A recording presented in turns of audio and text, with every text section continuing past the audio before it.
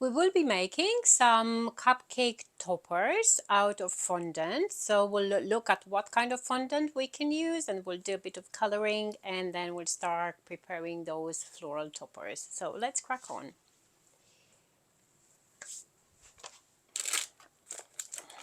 I'm going to start by coloring a little bit of this soft fondant. It's just a supermarket type of fondant, nothing fancy, but all I want is just to get a nice color and a soft pliable fondant to work with. The most modern fondants are quite elastic and a bit more difficult to work with when it comes to this kind of design. So I'm going to stick with something super basic, like a soft fondant. Yeah, I just need to make sure that I'm wrapping the bag so that it doesn't get dry. So I'm going to add a bit of vegetable fat. So I'm using some Trex to condition. And then I'm also going to use some coloring, and I've got some fractal pink in here. Looks a little bit messy, but it's just a little left in my pot. So I'll have to squeeze. Oops. Oh, it means I've got no color left, but that should be enough for... It actually started to pour, drip, and it just seems that it kind of got dry, but that's just enough for me to color this piece of fondant. I love the pink for fractal, but I will have to just get myself some more. But it looks similar with the rose from the rose. No, it's not a rose. It's called differently. I can't remember now the name the Wilton has. Yeah, a rose. It's rose from Wilton, and the other one is pink. Yeah, so rose from Wilton, or neon pink from Squire's Kitchen, hot pink from PME. So they all have like a variety of pink, nice pink available. Okay, so I'm just going to make sure that I don't have any traces of color on my gloves. Just going to quickly wipe my gloves to make sure there is no color.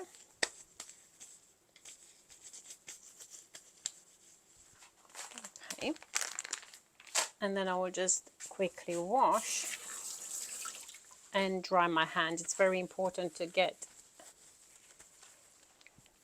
everything dry. I'm going to stick with my gloves because I've got a lot of hand work to do. So now I've got here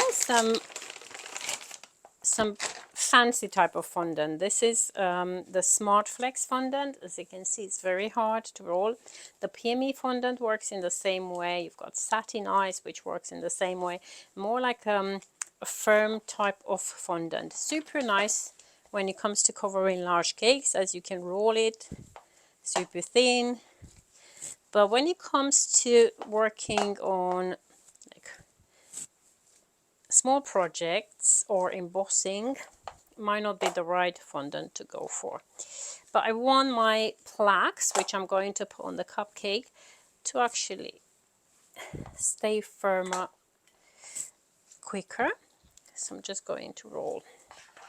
Now, if you're afraid that you'll not be able to roll all the plaques at the same thickness, what you can do is to use some like rolling guides, like wooden sticks. I intend to consider that using those wooden sticks, it can help you to get the ideal thickness for a cupcake plaque, because you don't really want to get it super chunky. Okay, then what I can also do is I can put a bit of an embossing on here. Now it will depend on what you've got available. I've got a handy bubble rolling pin, which I don't use very often, so I'm going to get use of it. But it's tricky, as you have to make sure you control the pressure. It doesn't seem that I've done it too great in here, but anyway, those plaques will be covered, so it'll be fine. Just going to cut through, and to cut I'm using round and wavy cutter for from PME. I love this set of cutters because it can be super versatile. Let me just flip this over and try to work in a smaller section. Okay, that works better, just because trying to roll with an even pressure a larger surface, it can be quite challenging. Okay, and then just doing the same thing on the other side. At least enough to highlight.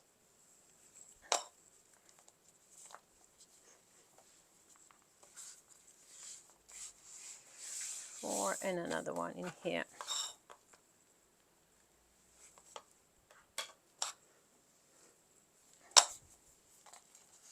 So I've got my 6 plaques ready, and this fondant will go back in the bag so that it will not get dry. Good. To make the flowers, I'm going to use this soft fondant, which I've just colored, and then to make some leaves, I've got some Bake and Create fondant icing in green. So again, a super soft fondant, which I purchased from the supermarket. So again, nothing too fancy. So what I'm going to do with this, I will start making some leaves, and I will make them freehand, but in the same time I will show you, if you want, you can just use a little cutter to cut some. But I think it works super quick with just making them by hand. So you roll the paste into a ball shape, and then you elongate into a teardrop shape, and that's your little leaf, which you can attach with no glue or anything, just literally goes on here on the topper. So I think it's worth, you know, just spending a little bit of time just to create those tiny leaves on the side. If you prefer to use the cutter, that's no problem. We'll do 3 and 3 just to see how they look like.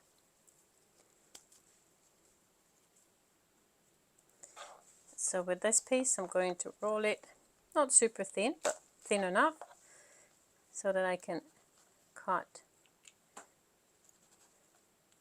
some leaves and attach in here. So not too much of a difference, I would say. In fact, I like mine, the freehand ones, more than the other ones, but it's just a matter of preference. Okay, just going to get a little bit more fondant.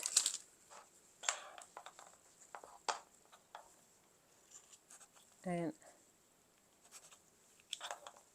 get the leaves out of the way. Again, fondant should be stored into a bag so that it doesn't get dry. Now, if you want to put even more indentations on those plaques, you can definitely do so by just highlighting with a Dresden tool or something, a line through the center.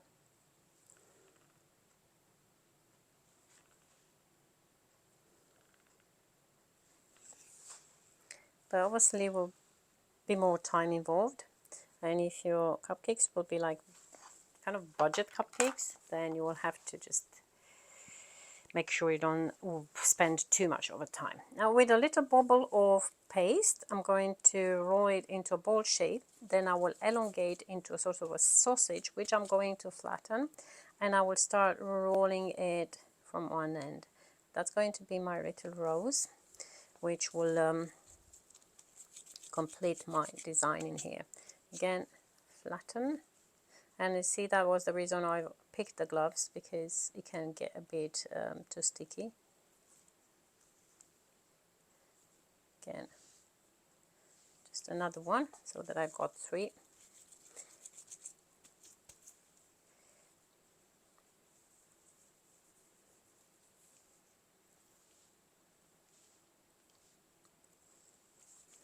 And I can carry on doing the same thing, or I can use a cutter and then just cut little flowers. Again, my preferred method is just to do those freehand. I think they look quite nice and they work so quick, almost quicker than using a cutter.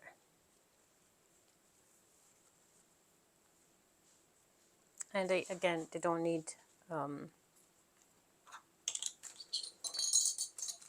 gluing, they will just stick to it. But yep, we can also do little flowers, again just using a plain cutter, and we can attach those flowers onto the surface. But I think for me they just don't look so good as especially if we intend to use fondant, which is softer. You can put an elastic fondant. I think probably we'll just do 3 and 3. Okay, just to see the difference. Because a soft fondant, it would be very difficult to cut with a cutter or put any texture embossing.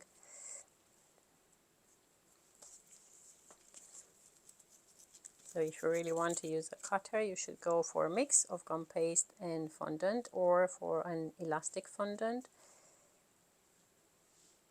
which will maintain its shape. So if we look in here, this is actually some modeling paste made out with Saracino's modeling paste. So if I use this,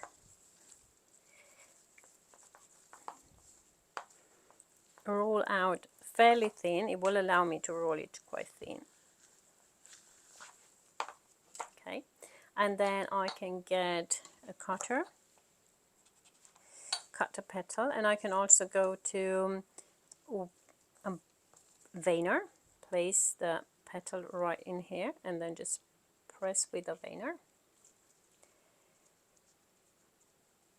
That can make a pretty flower. Yeah, so that's something which this is something which I will do, but obviously needs extra equipment and consumables like a modeling paste or a mix of fondant and gum paste. You need the cutter, and also you need your veiner. So I've got to make so 3, 3,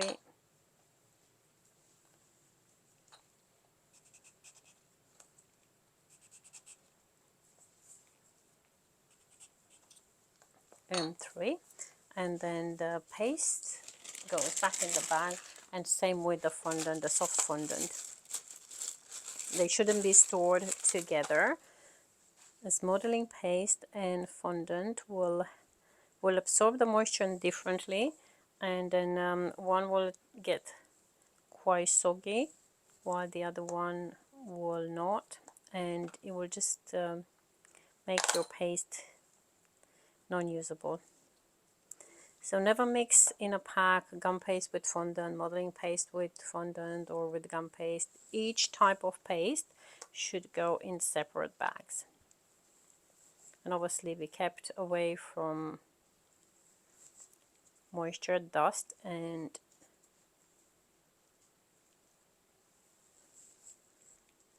light if it's colored. Okay, so those will also go in here to complete my toppers.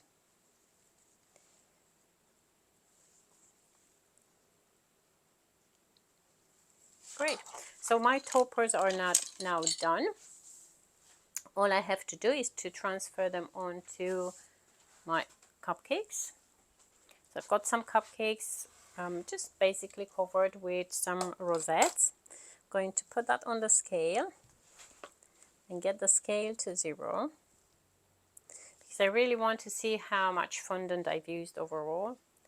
I'm going to transfer them in here.